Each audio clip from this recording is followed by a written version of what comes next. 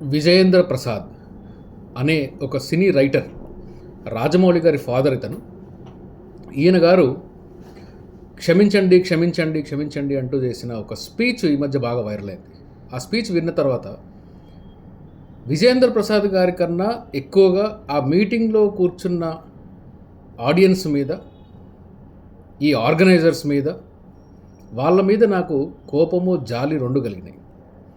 ఎందుకు అంటే అంబేద్కర్ చరిత్రని వక్రీకరిస్తుంటే, అంబేద్కర్ని అవమానిస్తుంటే, అంబేద్కర్ రైట్ల మీద అని చెప్పుకునే వాళ్ళు అక్కడ అదే స్టేజ్లో ఉండి ఏమీ అనకపోవడం అనేది చాలా బాధాకరం.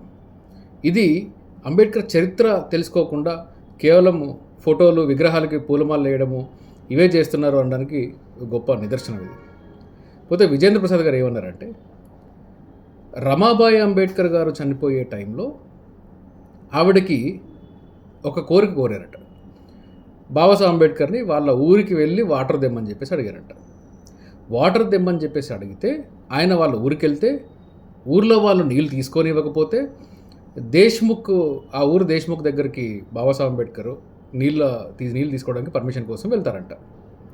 అక్కడ కోర్టు మీద ఉన్న సూటు బూటు వేసుకున్న బాబాసాహెబ్ అంబేద్కర్ని గోచి మీద నించోబెట్టారు అన్నాడు. రెండవ కామెంట్ ఏం చేశాడు అంటే, ఆయన నీళ్ళు అడిగితే ఎవరో పక్కన గ్లాసులో మూత్రం పోస్తుంటే అది బాబాసాహెబ్ అంబేద్కర్ మొహం మీద కొట్టినట్టు ఇలా చెప్పాడు. ఇది చెప్తూ కూడా నన్ను క్షమించాలి అనుకుంటూ చెప్పాడు. ఇది చరిత్రలో ఎక్కడ జరగలేదు. బాబాసాహెబ్ అంబేద్కర్ లైఫ్లో ఇది ఎక్కడ జరిగినట్టు ఎటువంటి చారిత్రక ఆధారాలు లేవు. ఇది తప్పు. ఎందుకు తప్పు అంటే, రమాబాయి అంబేద్కర్ గారు చనిపోయే టైంకి మహత్ పోరాటం జరిగిపోయింది. ఎందుకు ఆయన వీడియోలో ఏమంటాడు, దాని తర్వాత ఆయన నీళ్ళ కోసం యుద్ధం స్టార్ట్ చేశాడట.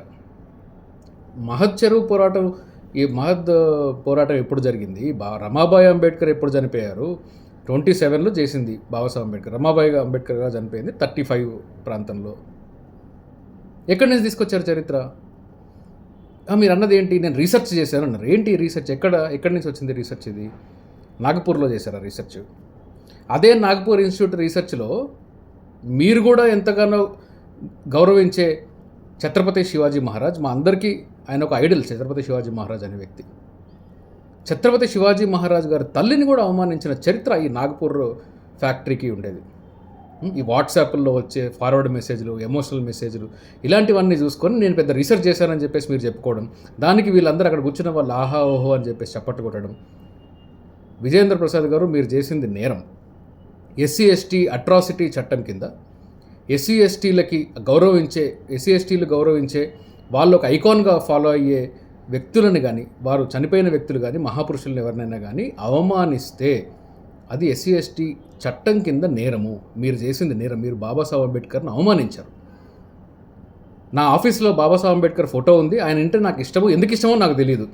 ఇలాంటి అర్థం లేని కామెంట్స్ మీరు చేస్తే అందరూ చప్పట్లు కొడతారేమో కానీ, చరిత్ర తెలిసిన వాళ్ళు, బాబాసాహెబ్ అంబేద్కర్ వెనకాల జరుగుతున్న కుట్రల కోణాలను కూడా ఎరిగిన వాళ్ళు ఖచ్చితంగా దీన్ని సహించరు.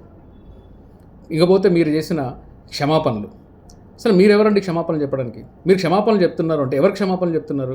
మా పూర్వీకులు ఏదో చేశారు అందుకే నేను క్షమాపణలు చెప్తున్నాను అంటే, నువ్వు ఇంకా మాదొక పెద్ద కులము, మా కులంలో ఉన్న వాళ్ళు చేశారు కాబట్టి నేను క్షమాపణలు చెప్తున్నాను. అరే, మీ పీరియడ్లో ఉండే చుండూరు, కారంచేడు